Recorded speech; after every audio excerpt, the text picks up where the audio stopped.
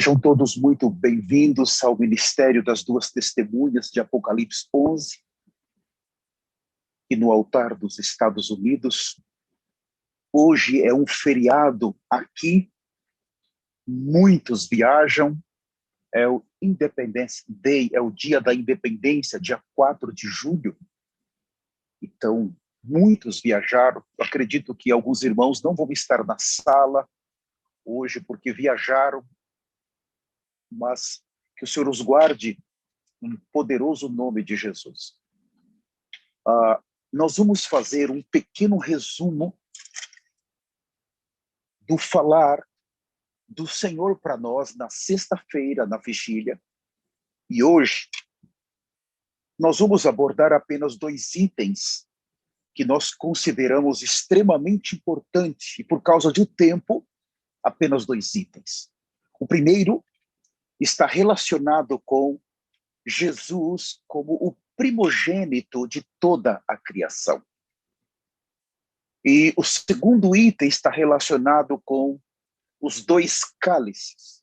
O primeiro, o cálice da ira que ele tomou, e o segundo, o cálice da bênção que foi dado pela graça a nós.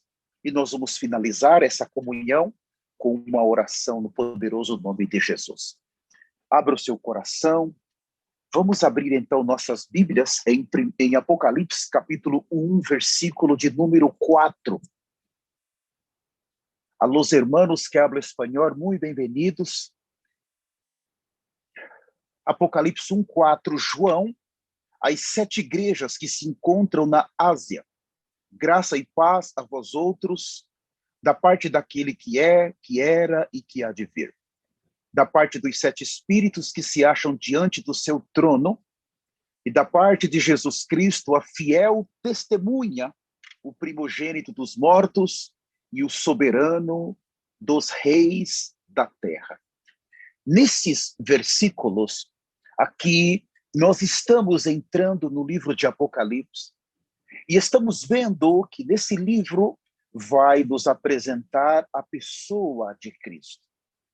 Cristo, ele é magnificado, ele é revelado nesse livro para nós. Por todos os 2000 anos, nós tivemos homens que trataram de interpretar o livro de Apocalipse. E, de certa maneira, eles o fizeram. Mas hoje, na Terra, nós temos 2 personagens que já foi revelado para nós. Eles não estão somente abrindo esse livro para nós, mas eles fazem parte deste livro.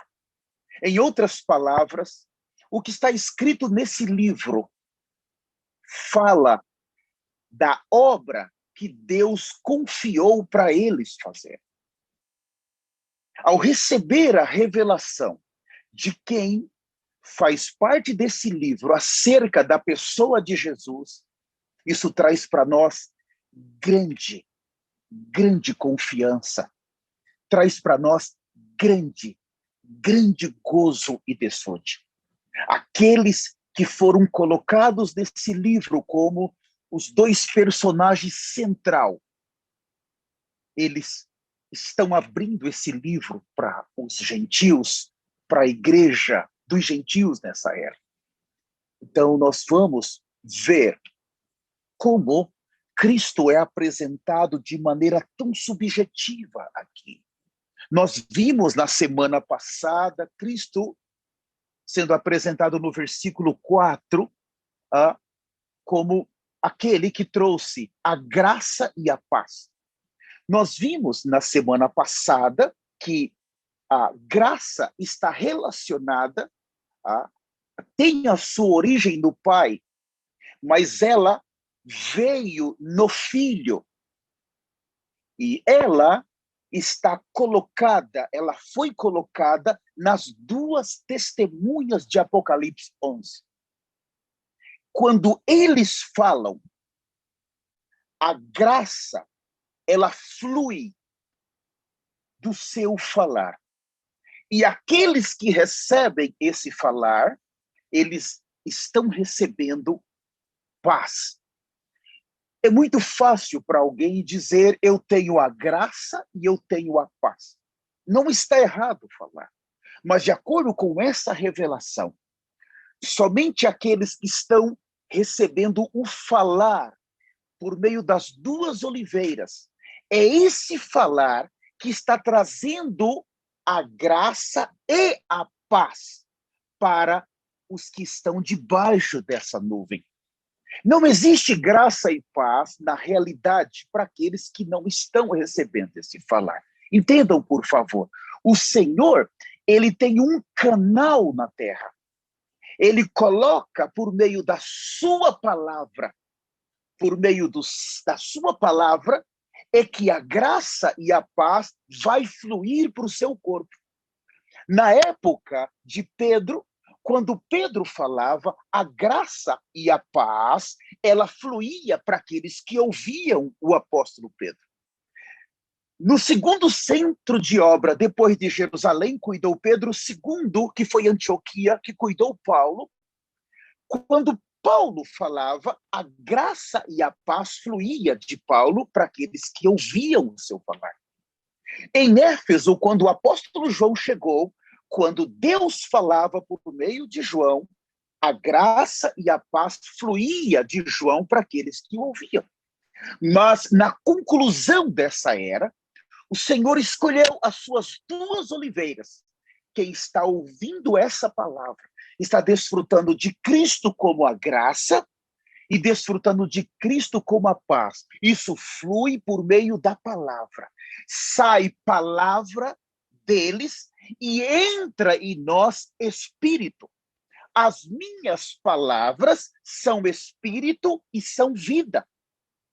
Então, do que nós precisamos quando eles falam a graça e a paz? Esses dois itens são extremamente importantes para nós nesses dias. O Senhor nos colocou exatamente em uma posição que estamos recebendo graça e paz. Aleluia, pela graça e pela paz. Glórias a Deus.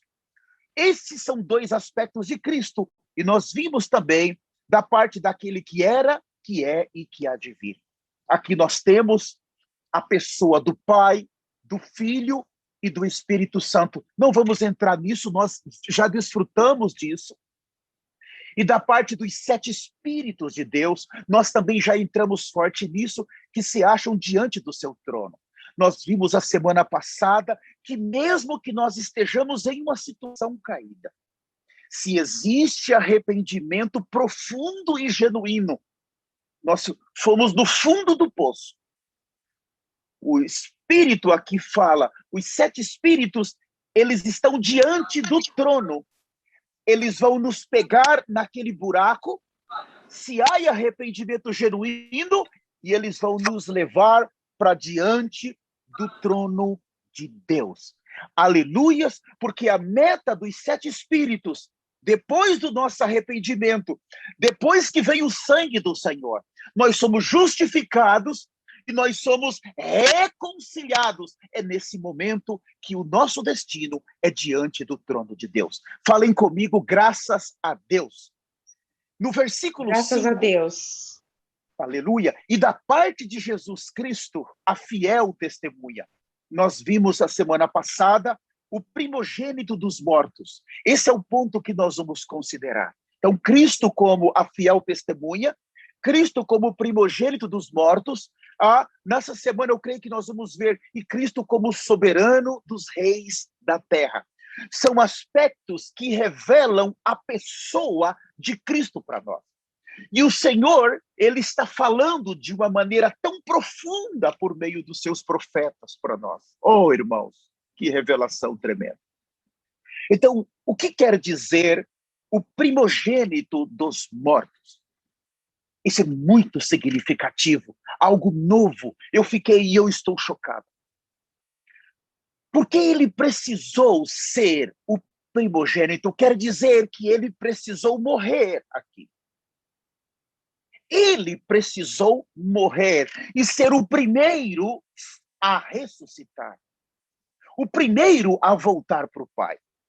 Por que ele teve que morrer? Então nós vimos que Deus criou o homem em Gênesis, capítulo 1 e 2. Ele nos criou perfeito, nos colocou em Adão.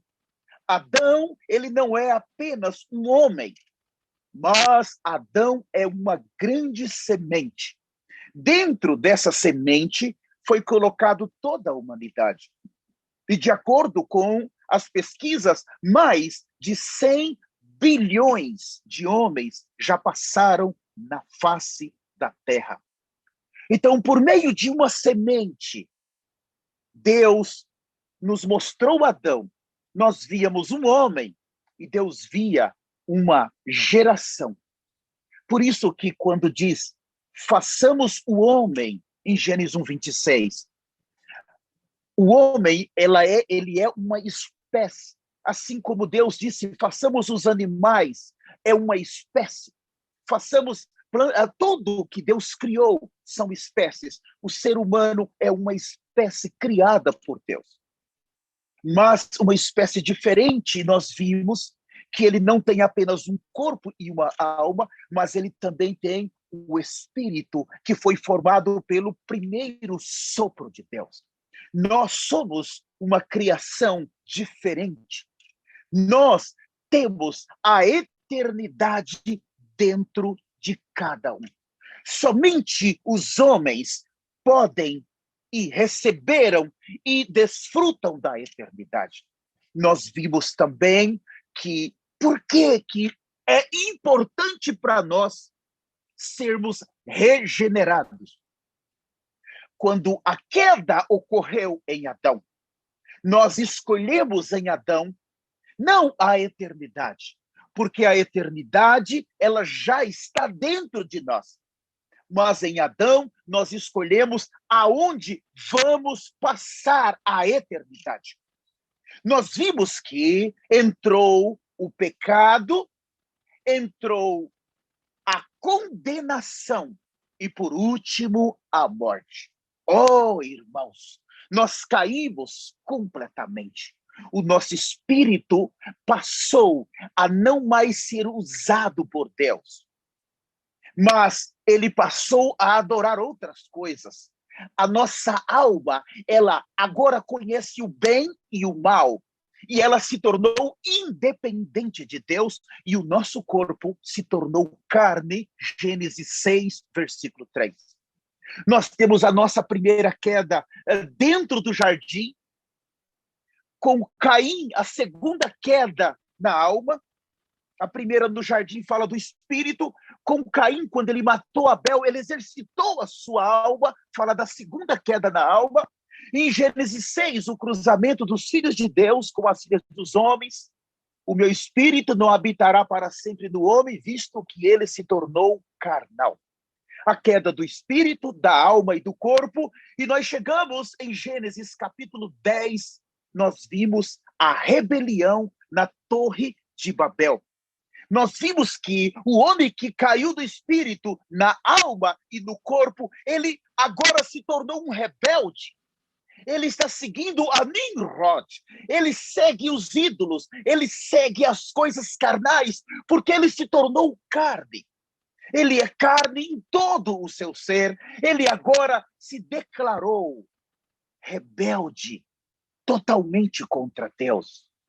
Em Gênesis 10, nós vimos que Nimrod fala o princípio do seu reino foi Babel. Então começa um reino paralelo ao reino de Deus na terra. Começa uma visão paralela e isso vai trazendo para a humanidade simplesmente os pecados, a condenação e a morte. Quando estudamos Romanos, o Senhor está abrindo esse livro para nós. Nós vimos em Romanos 5:12, eis que o pecado entrou no mundo por meio de um homem. E depois do pecado, a morte. A morte passou a todos os homens, porque todos pecaram. Irmãos, nós já nascemos com essa situação. O primeiro item está muito claro para nós. A nossa condenação, ela ocorreu no Jardim do Éden. Se você olhar na sua cidade e ver um homem preso, na penitenciária, ele foi condenado. A primeira etapa é uma cadeia e a segunda é a penitenciária, ele foi condenado. Aí nós olhamos e dizemos, olha, ele matou 5 pessoas, vai para o inferno. Não! Ele não vai para o inferno porque ele matou 5 pessoas ou 2 pessoas. Ele vai para o inferno porque ele foi condenado em Adão. Não importa a situação das pessoas, aonde eles estão, a condenação já entrou. A determinação da condenação já entrou. Então, quando Deus olhou para a humanidade, quem pode nos redimir? Nós vimos que Deus não encontrou nenhum homem, porque todos pecaram. Todos foram destituídos da glória de Deus. Todos perderam a presença de Deus. Todos perderam a justiça de Deus. Todos perderam a santidade de Deus. Então, Deus precisou, para resgatar, enviar alguém que não tinha relação com essa carne, não tinha relação com a queda. Por isso que Jesus, em sua encarnação, ele traz Deus para dentro do homem. E em sua ressurreição, ele leva o homem para dentro de Deus. Eu vou repetir. Em sua encarnação, ele está trazendo Deus para dentro do homem. Porque Jesus, ele veio do Pai. Mas Jesus, ele veio com o Pai. Por um lado, o Pai o enviou. Mas por outro, o Pai veio junto dele. O Pai e Jesus não podiam se separar. Quem via o Pai, via o Filho. Quem via o Filho, via o Pai. O corpo era do Filho, mas a pessoa era do Pai. Felipe, há tanto tempo estou convosco e não me conhece? Você não sabe que eu estou aqui? Senhor, mostra-nos o Pai. Então, Felipe, eu estou aqui. Quem era? Era o Filho ou o Pai? O corpo é do Filho, mas a pessoa é do Pai. A obra de redenção precisava ser completada. Ele se encarnou no seu primeiro nascimento. Nós chamamos a sua encarnação, João 1,14, o verbo se fez carne. O verbo se fez, became. É um processo. Aconteceu algo. É seu primeiro nascimento. A lei trouxe grandes exigências. E ele precisava ter um viver irrepreensível. O viver de um homem-Deus. Por fora era um homem, mas por dentro era o próprio Deus. Deus conosco. Por mais de 30 anos, Deus esteve na terra. Deus caminhou na terra. Deus sentiu o que os homens sentem. Ele teve um viver humano perfeito, irrepreensível. Ele agora, na sua última semana, ele precisa ser vistoriado. Então, se ele realmente é um cordeiro perfeito. E ali ele passou nas mãos dos fariseus, dos saduceus, dos herodianos, de uma junta em Mateus capítulo 21 e 22, e por fim, ele passou nas mãos de Pilatos, ele foi interrogado. E Pilatos disse para ele, para todos, eu não achei defeito nele, não há defeito. Quer dizer, esse cordeiro é perfeito, ele pode ser oferecido, não há defeito. Pilatos era exatamente aquele último que tinha a palavra para dizer se aquele cordeiro podia ser ou não oferecido. Não havia pecado nele.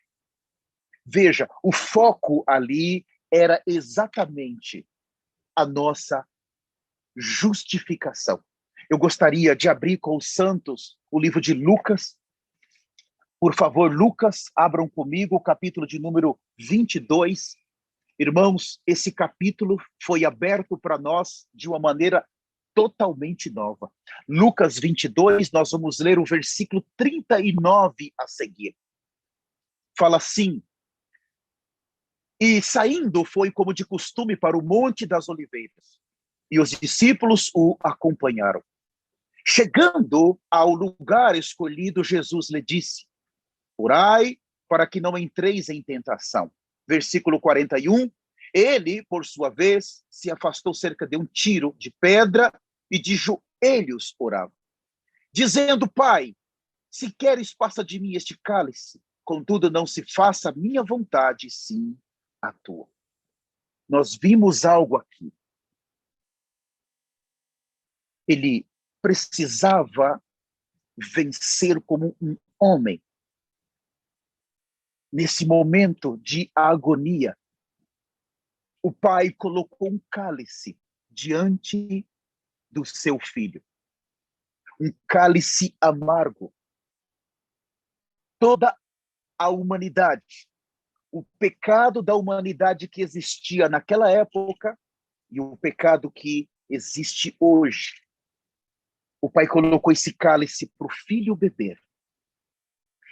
Ele precisava aceitar o caminho da humilhação, da dor, do sofrimento e o caminho da morte. Irmãos, nesse momento, ele teve medo do que ele iria passar. Nesse momento, ele temeu, a ponto do Senhor enviar um anjo para consolar. Nós vimos que em Mateus 17, o Senhor enviou Elias e Moisés no Monte da Transfiguração para trazer uma mensagem do Pai para ele, encorajá-lo a cumprir a vontade do Pai. Mas aqui, ele sabia que o que ele iria passar estava além das forças humanas. Irmãos, em algumas horas depois dessa oração, ele foi capturado, preso, e ele foi sentenciado por nossa causa. Eu gostaria de acrescentar uma palavra.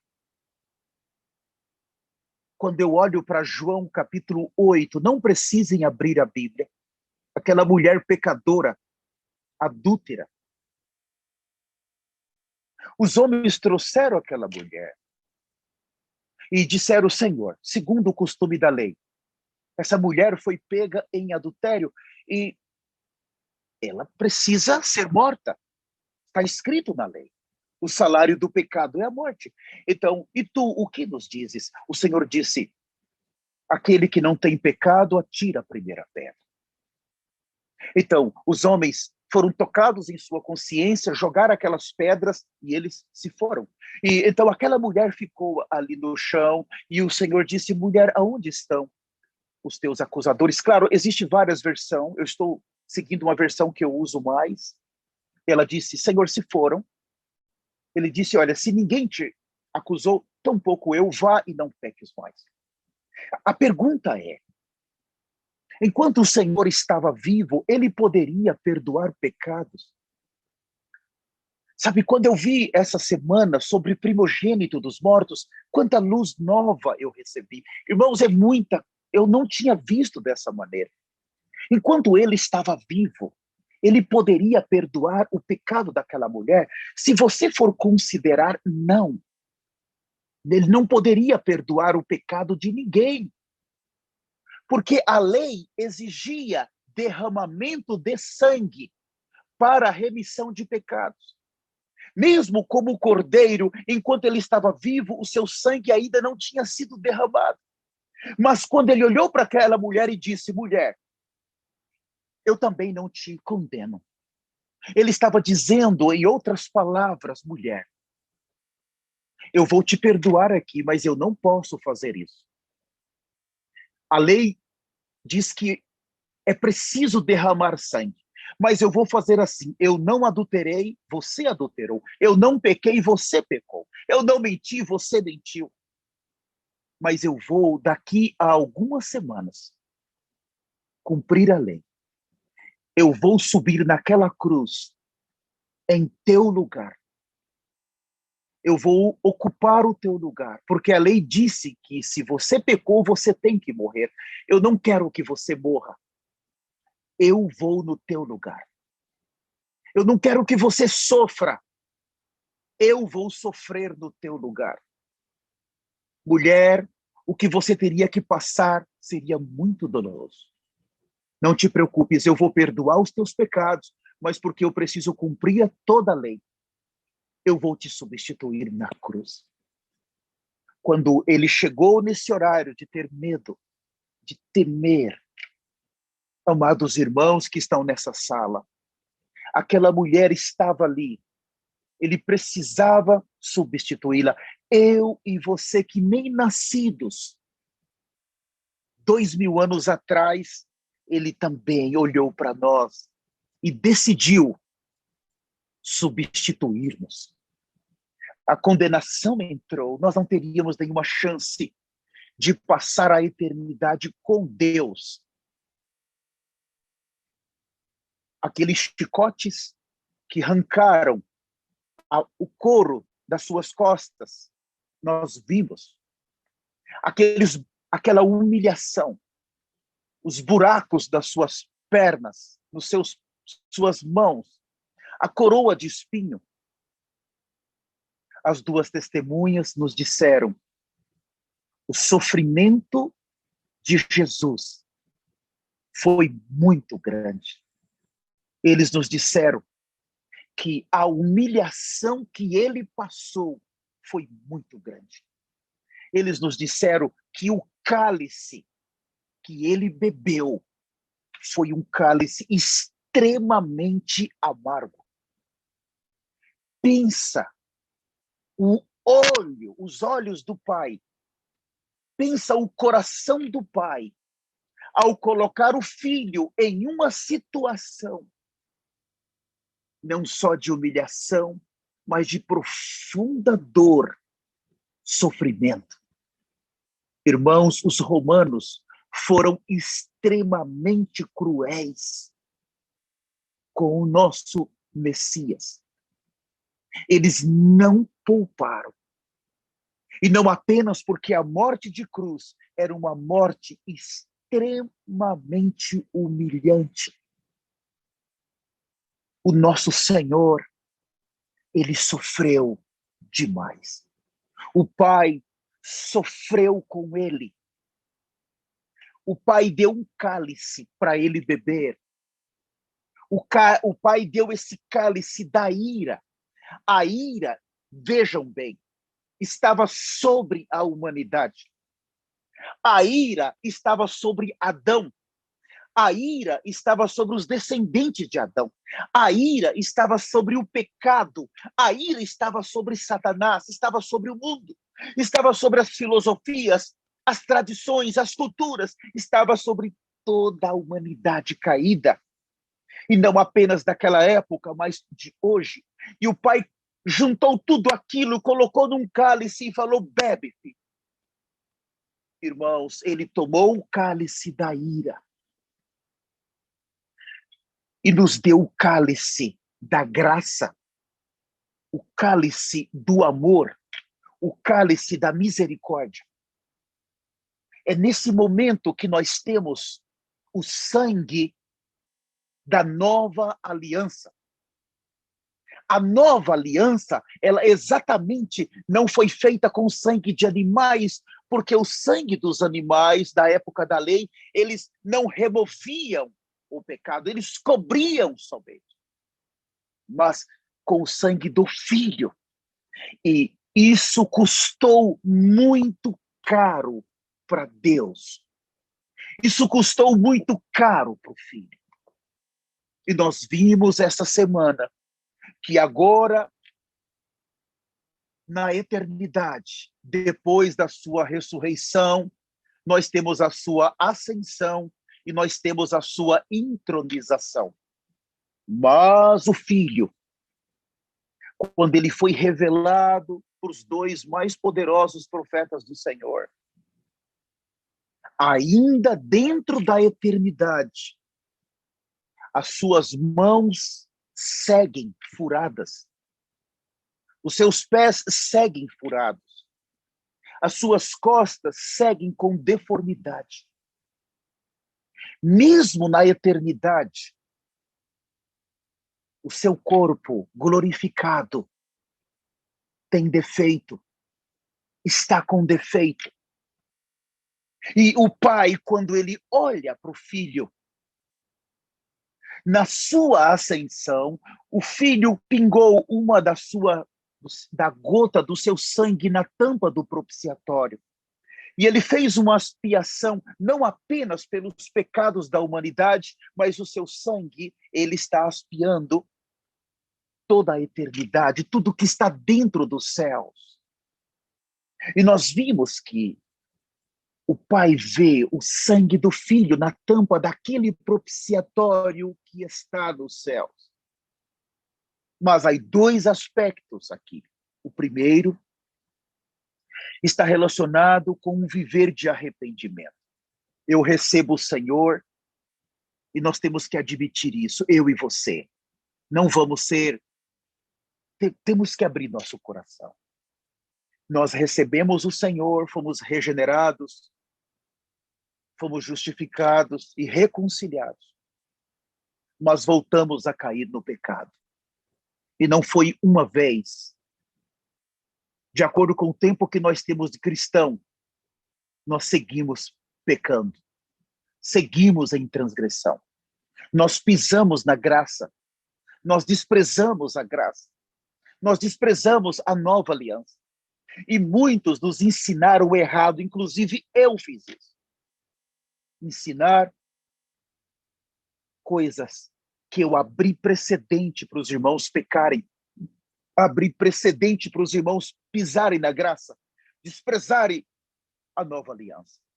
O pecado entrou nas igrejas, entrou nas pessoas. Não havia repreensão, não havia correção, não havia temor de Deus, não havia temor da morte. E vocês sabem o que eu estou falando. Agora, nós vimos muito claramente essa semana. Eu quero ler com vocês o Salmo de número 75, versículo 8. Eu posso admitir que eu nunca tinha lido esse salmo e nem esse versículo dessa maneira. Nunca. É a primeira vez que eu vi essa semana, quando eles abriram para nós. Salmo 75, 8 fala assim: porque na mão do Senhor há um cálice, cujo vinho espuma, cheio de mistura. Dele dá a beber, sorvem-se até as escórias todos os ímpios da terra. Aqui nós vimos que todos aqueles que desprezarem essa graça, o Pai, depois do arrebatamento, vai dar esse cálice da ira com mistura que fala que espuma para aqueles beber. Eu e você que estamos nessa sala, preste muita atenção. Não brinque. Irmãos, não brinque. Esse ministério é um ministério muito sério. Nós temos muito temor, irmãos. Nós temos temor do Senhor. Se eu e você falharmos em entrar por falta de temor, falta de arrependimento e santidade, nós vamos tomar um cálice da ira. Não vamos nos enganar.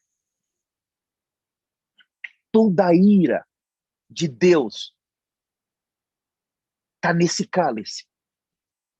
E as duas testemunhas já viram esse cálice e viram como ele já foi e já está sendo derramado. Se nós perdemos o arrebatamento, é porque nós desprezamos a obra do Filho. É porque nós desprezamos a obra do Filho e nós vimos que o Filho já não pode morrer outra vez por nós. Porque hoje ele já não é um cordeiro perfeito, ele tem deformidades para sempre. O Pai está olhando para nós, mas como? Aqui, vamos dizer que somos nós. Quando eu estou em pecado, o Pai está me vendo. A ira está sobre mim. Mas quando rapidamente eu corro, eu me arrependo.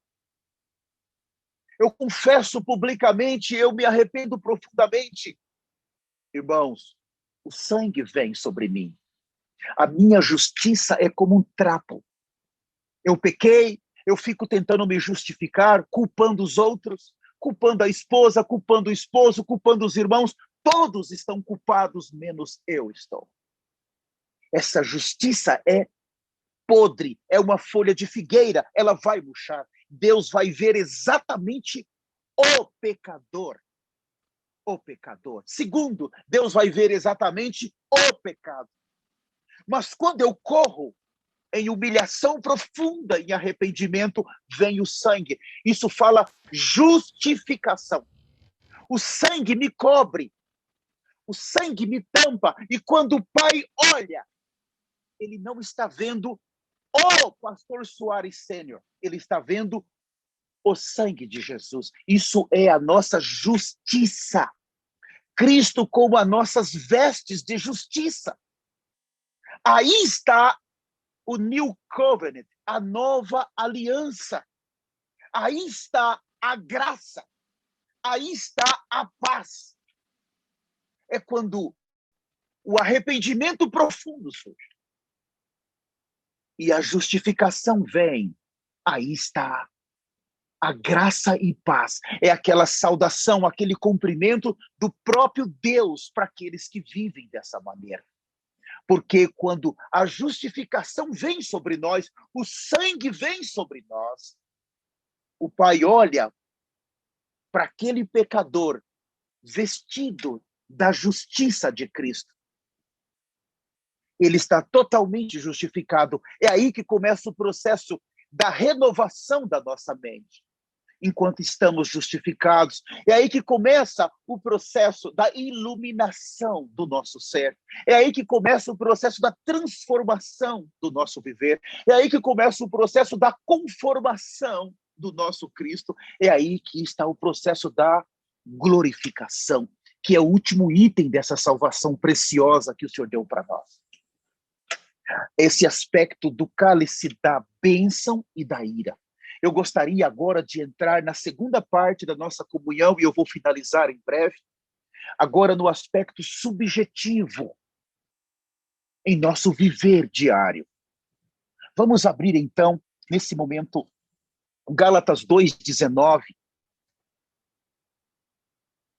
O livro de Gálatas é muito significativo, porque ele vai apresentar aqui o homem nas suas três partes caídas. Ó Gálatas insensatos, quem vos enfeitiçou? Quem vos fascinou? Começastes no espírito e agora estáis sendo aperfeiçoados na carne. Então mostra as obras da carne. Fala que o homem caiu nas suas três partes. Gálatas 2:19 fala assim: porque eu, mediante a própria lei, morri para a lei, a fim de viver para Deus. Estou crucificado com Cristo. Logo já não sou eu quem vive, mas Cristo vive em mim. E esse viver que agora tenho na carne, vivo pela fé no Filho de Deus que me amou e a si mesmo se entregou por mim. Preste atenção. Eu vou abrir aqui o que nos foi falado. Quando fala, estou crucificado com Cristo, nós aprendemos muitas vezes no evangelho muito barato. Quando falamos da cruz, nós sempre falamos que foi Cristo que foi a cruz, que foi Cristo que sofreu, que foi Cristo que padeceu, que foi Cristo que bebeu, que foi Cristo que foi crucificado e morreu. Mas no segundo aspecto do evangelho, do reino, aqui fala que estou crucificado. Então, o aspecto mais importante aqui já não é ver que Cristo foi, mas é ver que eu e Cristo fomos. Compreende? Eu vou falar bem devagar, isso aqui é profundo, o que nós estamos vendo da boca das duas testemunhas. Se Cristo morreu por mim, o que é isso? Evangelho da graça. Veio a redenção para mim. Pela fé, alguém pregou o evangelho, a fé veio e eu ouvi. E eu criei. Mas ali fala do aspecto redentor. Foi Cristo que padeceu, foi Cristo que sofreu, foi Cristo que fez tudo e me deu a salvação inicial, a salvação do meu espírito de graça. O que eu fiz para ser regenerado? Todavia, eu não fiz nada. Nem a fé eu tinha para receber. Mas aqui os dois profetas estão falando de uma outra salvação. Ele está dizendo, quem quer me seguir, é condicional. Negue a si mesmo, tome a sua cruz e siga-me. Aqui muda. Aqui Cristo não vai somente. Aqui eu tenho que ir junto. Se Cristo tomou a cruz, aqui fala que eu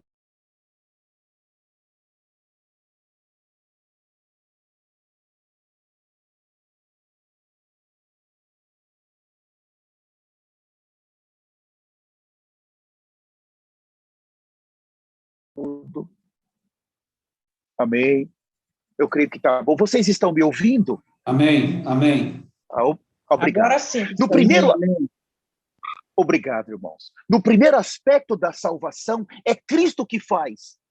Mas no segundo aspecto, sou eu. Depende de mim agora. E Paulo falou, estou crucificado com Cristo. No primeiro aspecto, aquela pecadora de João 8, Cristo foi o substituto dela. Mas no segundo aspecto, ela precisa ir à cruz.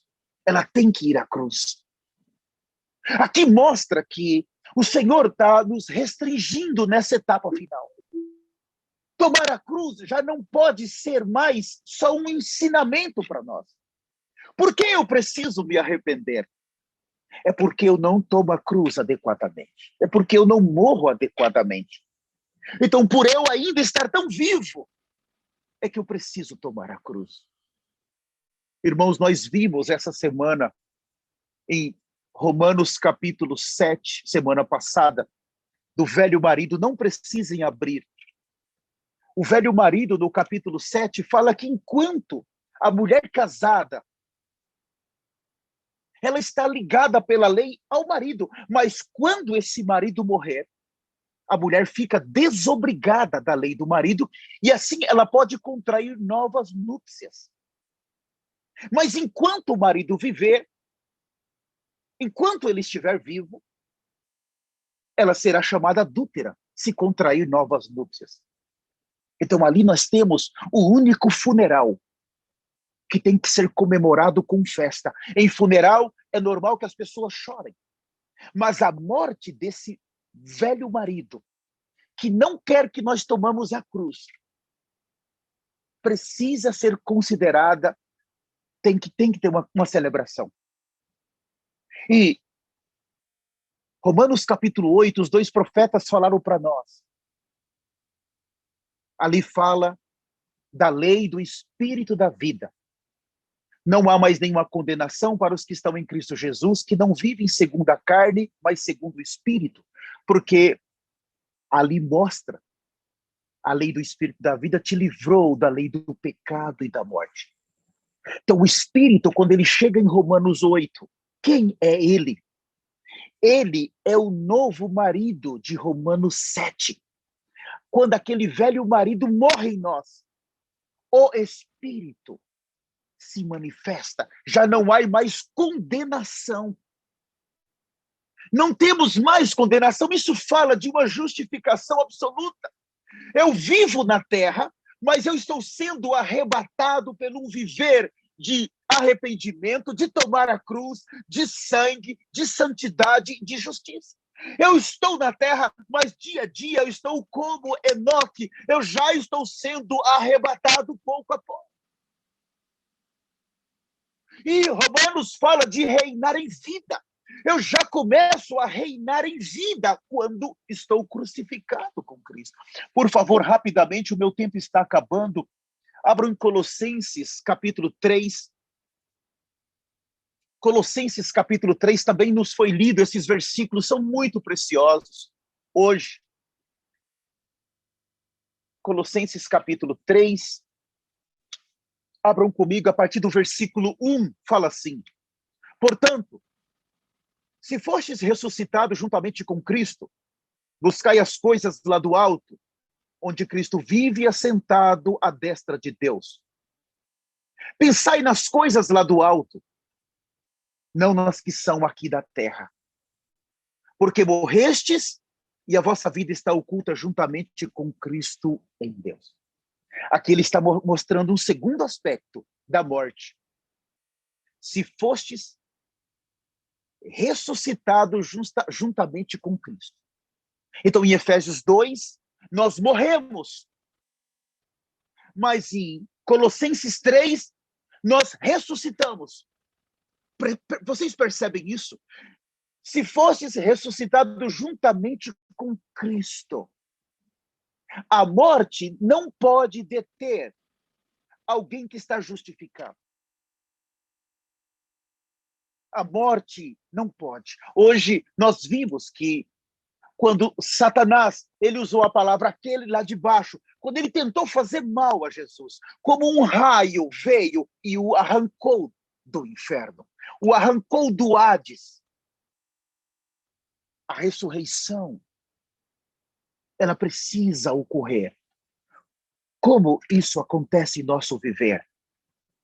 O Senhor falou de uma porta estreita. Vamos dizer que veio na sua boca ou na minha boca a vontade de falar um palavrão ou de contar uma piada suja. Eu fazia isso no passado livremente, perto dos amigos, amigas. Ou eu recebi um vídeo daqueles vídeos, daqueles youtubers que falam que são cristãos, são pastores, e eles fazem aqueles vídeos de pentecostais, e eles têm milhares, até milhões de seguidores, e eles usam o nome do Senhor.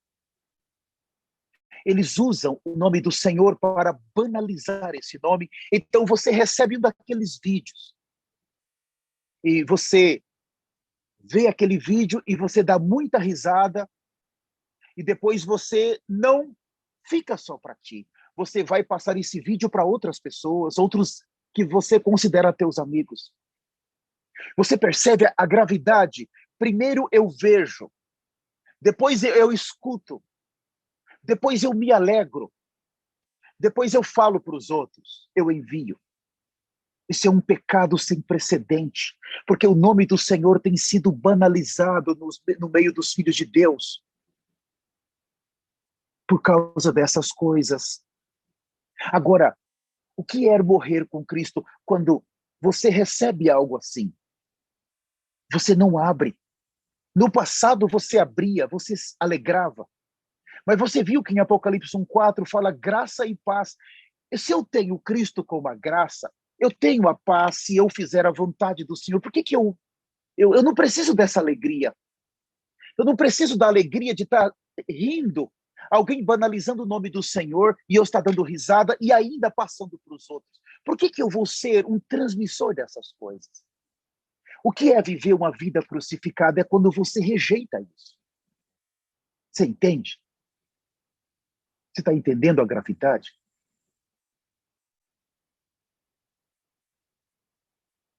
Vamos dizer que no passado, quem está nessa sala tinha quedas, até mesmo pelo corpo de Lúcifer, ou injustiças, ou mentiras, traições. E aquilo era muito comum para nós. De repente, você começa a ver o arrebatamento. O Espírito Santo está vindo sobre você e você decide, eu não quero mais esse viver. O que é tomar a cruz? É quando você decide a abandonar o viver que você tinha. Você passa a ter temor. Isso é ir tomando a cruz. No nosso lar, nós estabelecemos um reino para nós. No nosso lar é o marido que é o rei. Ou a mulher é a rainha, aí manda. Existe um pequeno reino que nós mandamos. O Senhor não consegue reinar. Porque em nosso lar nós temos muita liberdade, mas de repente você decide, eu não quero mais esse viver. eu quero me voltar para o Senhor, a minha esposa vai voltar para o Senhor. Cristo tem que reinar aqui. Isso é tomar a cruz. Aquilo que nós fazíamos, você passava horas na frente de uma televisão, vendo filmes. Mas eu não estou pecando. Eu gostava do Campeonato Brasileiro. Eu gosto de luta, de UFC, eu passo horas aqui. Eu chego do meu trabalho cansado, eu preciso estender minhas pernas, eu tenho que fazer minhas coisas. Eu tenho direito, é a minha vida. Não, você não tem direito coisa nenhuma. Você está sendo enganado por Satanás, você poderia estar evangelizando. Você poderia estar pegando o seu telefone e ligando para alguém, compartilhando um versículo, fazendo uma igreja na casa ou uma célula. Você tem o tempo de você descansar, mas quando você se envolve com as coisas do reino, você é restaurado no seu físico. Você não vai morrer porque você está servindo. Mas você vai morrer se você perder o arrebatamento, porque os únicos que não vai morrer, que não vão passar pela morte, é quem for arrebatado. Os que ficarem com o anticristo, eles vão ser mortos. Eles vão conhecer a morte. Moisés e Elias está carregado com a ira de Deus, com o cálice, e Deus vai dar a beber esse cálice para todos aqueles que ficarem, tanto os que eram cristãos como os gentios. E muitos vão na segunda parte dos 7 anos, que não tem mais comida, há uma seca severa, porque eles fecharam a terra e não chove. Muitos, por um prato de comida, vão receber o sinal, achando que vão viver, e depois que receber o sinal, horas depois, eles vão ser assassinados. A única maneira de escapar agora é sendo restringido, é tomando a cruz. Você tem uma capacidade de evangelizar. Deus deu isso para nós. Mas a questão é que nós não queremos ser restringidos. Nós estabelecemos um padrão para o nosso viver e nós não queremos mudar. Eu posso pegar o meu celular, a pandemia, eu posso ligar para as pessoas. Eu posso cuidar de pessoas no meu celular. Com 30 minutos, eu tenho uma célula. Toda semana, eu vou ligar para o seu João. Eu vou estabelecer uma célula, seu João, eu vou ligar para o senhor toda semana, eu quero te apacentar, eu posso? Pode. Então, olha, eu vou ligar. Toda semana você liga para o seu João, você comparte uma porção, você ora com o seu João, você leva o seu João a se arrepender. E você pode fazer isso das 7h30 às 8 da noite, você compartilha com o seu João. Das 8 às 8h30, você liga para a Dona Maria e você vai fazer uma reunião com a Dona Maria. E você vai fazer uma célula, você fala as palavras, leva a Dona Maria a se arrepender. Você agora tem 2 células. Eu te pergunto, existe alguém que vai ser arrebatado se não se envolver com esses encargos? Nós fomos enganados. Nós deixamos de tomar a cruz para viver uma vida tranquila. Mas eu não estou pecando. Eu estou aqui na minha casa vendo isso. Amados irmãos, nós não estamos falando aqui de pecados, nós estamos falando aonde que nós queremos passar a eternidade. É mais do que isso. Uma vez que eu sou distraído, cada minuto da minha agenda é importante. A hora está passando, cada minuto agora conta. Eu já perdi, eu fui roubado em muito tempo. Não há mais tempo para que eu perca. Eu preciso estar sendo executado por essa cruz, ser restringido por essa cruz, entrar por essa porta, entrar por esse caminho. Ainda, o Senhor tem me dado bônus.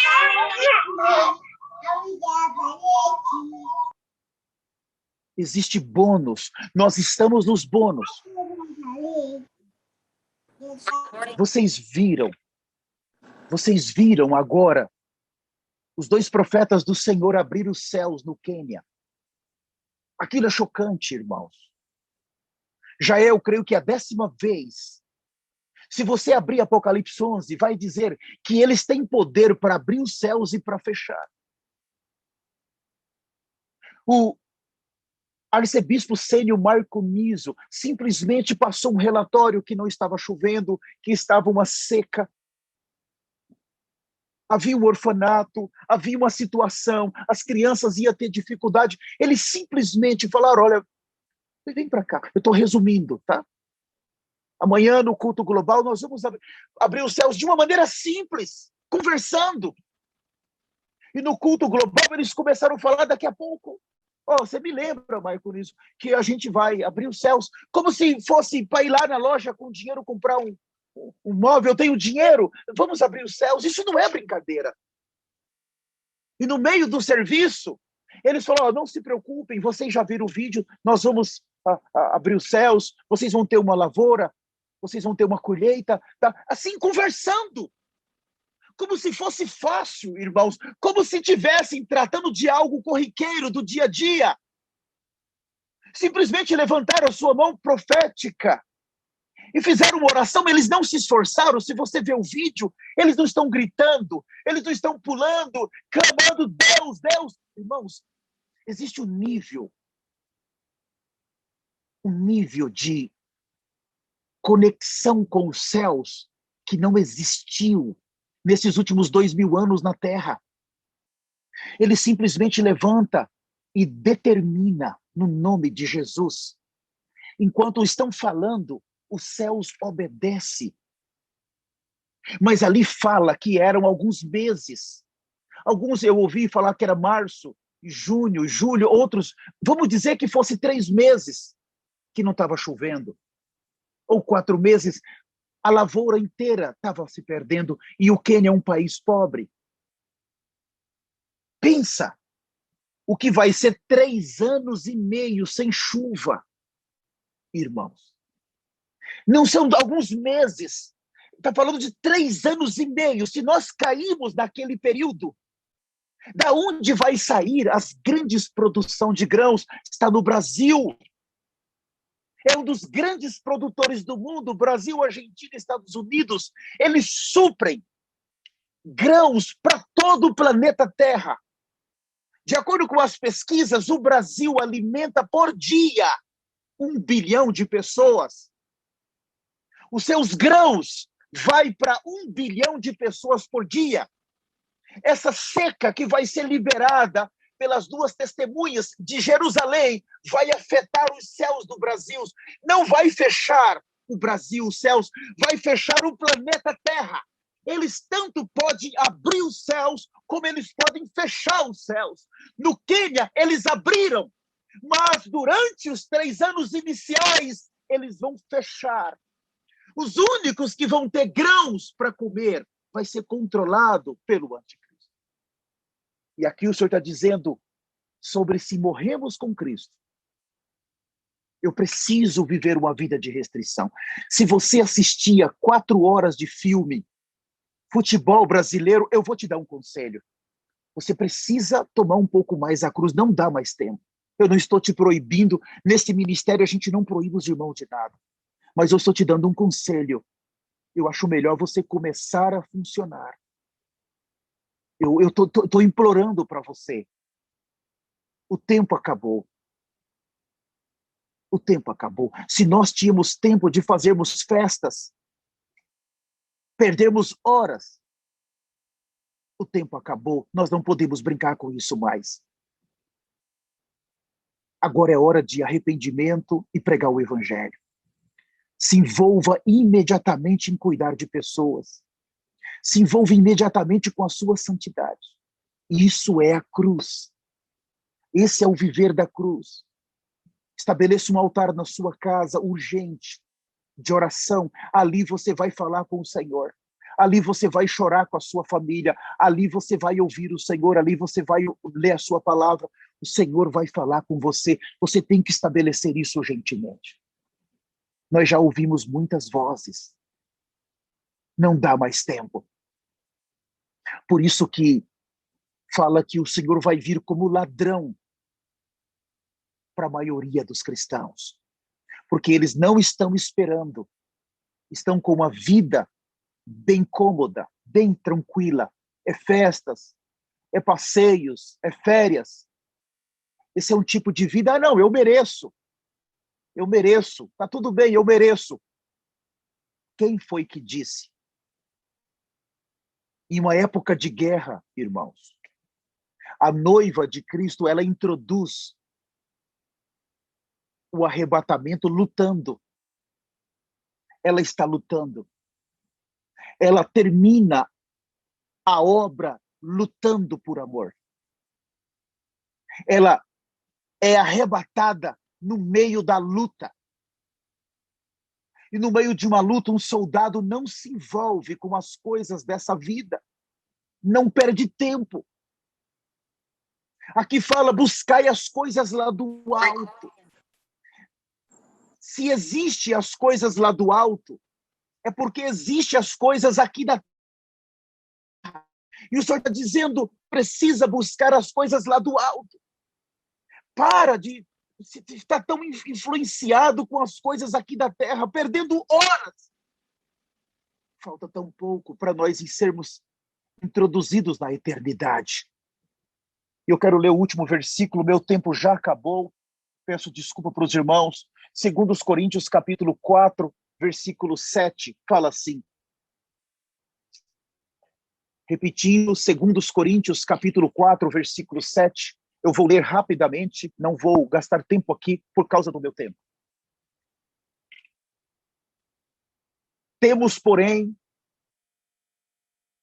esse tesouro em vasos de barro, para que a excelência do poder seja de Deus e não de nós. Tenho revelação tão forte, não dá tempo de falar. Em tudo somos atribulados, porém não angustiados, perplexos, porém não desanimados, perseguidos, porém não desamparados, abatidos, porém não destruídos, levando sempre no corpo morrer de Jesus, para que também a sua vida se manifeste em nosso corpo mortal. Veja, para que também a sua vida se manifeste em nosso corpo mortal. Levamos sempre no corpo morrer de Jesus. O 11, porque nós que vivemos, somos sempre entregues à morte por causa de Jesus, para que também a vida de Jesus se manifeste em nossa carne mortal. Sempre fala de uma manifestação aqui. A vida está retida dentro do vaso, mas essa vida precisa se manifestar. E aí o versículo 13, 12, de modo que em nós opera a morte, mas em vós a vida. Como nós podemos manifestar essa vida? Rapidamente, 1 Coríntios capítulo 15, não vou ter tempo de explicar também, repetindo 1 Coríntios capítulo de número 15, esses versículos nos foram falados pelos dois profetas do Senhor, é apenas um resumo que eu estou fazendo aqui dos problemas da igreja em Coríntios. O último deles é justamente que um grupo não cria na ressurreição, não cria. 1 Coríntios 15, versículo 20 a seguir. Mas, de fato, Cristo ressuscitou dentre os mortos, sendo ele as primícias dos que dormem. Visto que a morte veio por um homem, também por um homem veio a ressurreição. A morte veio por Adão, mas por Jesus veio a ressurreição. Outro dia eu explico, porque assim como em Adão todos morrem, assim também todos serão vivificados em Cristo. Cada um, porém, por sua própria ordem. Cristo, as primícias, depois os que são de Cristo na sua vinda. Então virá o fim. Agora o versículo 29. De outra maneira, que farão os que se batizam por causa dos mortos? Se absolutamente os mortos não ressuscitam, por quê? Se batizam por causa deles? E porque também nós nos expomos a perigos a toda hora, dia após dia, morro. Eu protesto, irmãos, pela glória que tenho em vós, outros, em Cristo Jesus, nosso Senhor. Se como homem lutei em Éfeso com feras, que me aproveita isso? Se os mortos não ressuscitam? Aqui Paulo está combatendo uma doutrina falida e satânica que entrou na igreja em Corinto. Um grupo não cria na ressurreição. Quando vemos Apocalipse 1:4, Cristo, o primogênito dos mortos. Veja, se Cristo precisou morrer, Cristo precisou ressuscitar. Ele veio como o unigênito do Pai, o único filho, mas ele ressuscitou como o primogênito do Pai, o primeiro filho. No seu primeiro nascimento, na sua encarnação, ele trouxe a redenção e trouxe a justificação e a reconciliação. No seu segundo nascimento, que é a sua ressurreição, ele leva para dentro do Pai, para dentro da eternidade, os homens. Ele é as primícias da ressurreição, mas ele sobe como primogênito. Ele traz Deus e agora ele trouxe Deus para os homens e ele leva agora os homens para Deus, porque todos aqueles que foram crucificados com Cristo também ressuscitaram com ele. Quando eu estou negando a mim mesmo, a minha carne, eu estou morrendo e eu estou sendo ressuscitado. Esse é um processo que acontece imediatamente. Quando eu nego a mim mesmo, eu nego a minha carne, eu estou morrendo e eu estou sendo ressuscitado. Eu estou sentado nas regiões celestiais em Cristo. Eu sou colocado dentro de Cristo. Esse é o aspecto da cruz. Não estou falando o aspecto do arrependimento. Arrependimento é quando nós não tomamos a cruz. Percebe? Esse é o aspecto que eu vou para a cruz voluntariamente. Eu aceito esse viver. Eu quero esse viver. Eu preciso desse viver. Senhor, eu quero. O que é para fazer? Quando eu vou à cruz voluntariamente, eu morro e o Senhor me arranca de lá. A ressurreição me leva para lá, me leva para o terceiro céu. Eu estou em ressurreição, mas quando eu nego em morrer, quando eu não aceito morrer, eu peco, aí eu preciso de arrependimento, eu preciso chorar, me arrepender, e olha lá, se eu não fizer isso rápido, seguro que eu vou ficar com o anticristo. Então, eu tenho que terminar. Senhor, me salva, por favor. Ainda para finalizar, o versículo 35, ainda, 1 Coríntios 15:35, mas alguém dirá, como ressuscitam os mortos? E em que corpo vem? Insensato. O que semeia não nasce se primeiro não morre. E quando semeia, não semeia o corpo que há de ser, mas o simples grão, como de um trigo ou de qualquer outra semente. Termine de ler esse texto depois.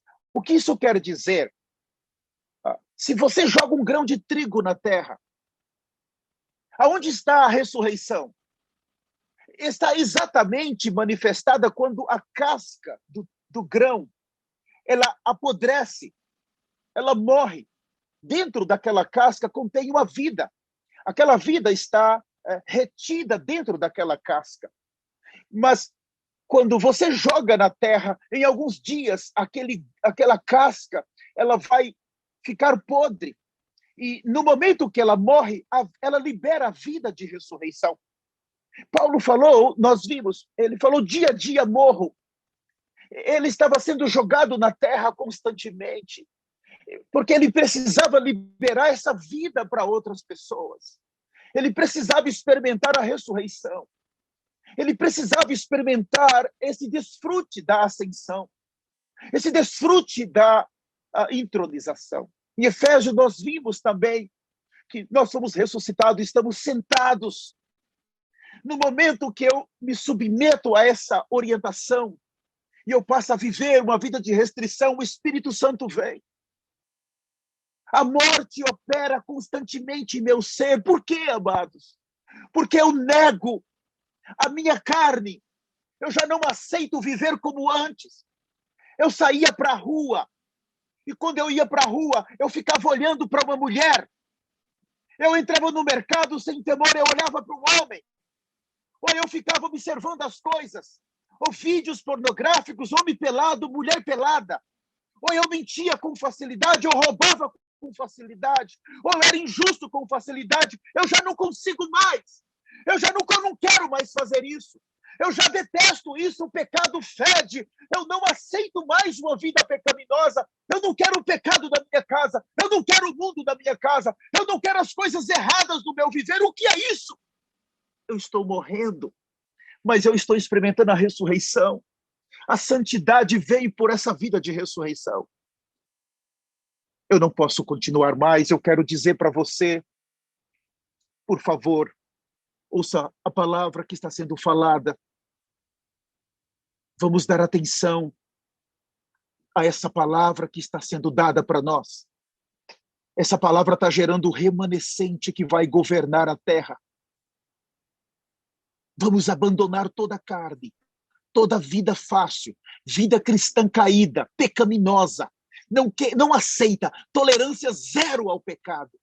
Zero, não quero ser conivente com o pecado. Eu quero uma vida santa. Irmãos, isso vai nos dar direito à eternidade. Vai nos dar direito. Eu quero fazer uma oração. Eu não sei se o pastor Michel está na sala. O pastor Michel não está na sala, né? Eu vou fazer uma oração pelos amados irmãos. Com muito temor, muita humildade. Eu estou tremendo aqui. Eu estou tão longe de vocês fisicamente. Mas eu sinto o coração de vocês aqui. Eu sinto o ser, o temor que está dentro de vocês. Amado Senhor, no temor que o Senhor colocou dentro de nós, Senhor, nós aceitamos o cálice que Jesus Cristo tomou por nós. Nós aceitamos a morte de Jesus. Nós aceitamos a justificação. Nós aceitamos tudo que Jesus fez por nós e nos submetemos para viver uma vida santa, dentro da justiça de Deus, do padrão de Deus e da santidade de Deus. Senhor, tolerância zero ao pecado. Também aceitamos que temos que servir o Senhor mais. Temos que pregar mais o Evangelho, temos que ter mais desespero em salvar as pessoas. Senhor, se nós não falarmos, eles vão ficar com o anticristo. Eles vão ficar e eles não vão ter chance, Senhor. Mesmo que nos critiquem, mesmo que falem mal de nós, mesmo que nos rejeite, mesmo que nos persiga, nós vamos falar, Senhor. Nós vamos ser a tua boca, Senhor. Em nome de Jesus, todos que estão nessa sala, Senhor, eu os abençoo com o sangue de Jesus, com o sangue que verte daquela velha cruz, com o arrependimento que verte daquela velha cruz. Senhor, com a santidade que foi conquistada naquela velha cruz, com o viver padrão que vai herdar o reino dos céus, eu os abençoo com a bênção da eternidade, no poderoso nome de Jesus. Amém.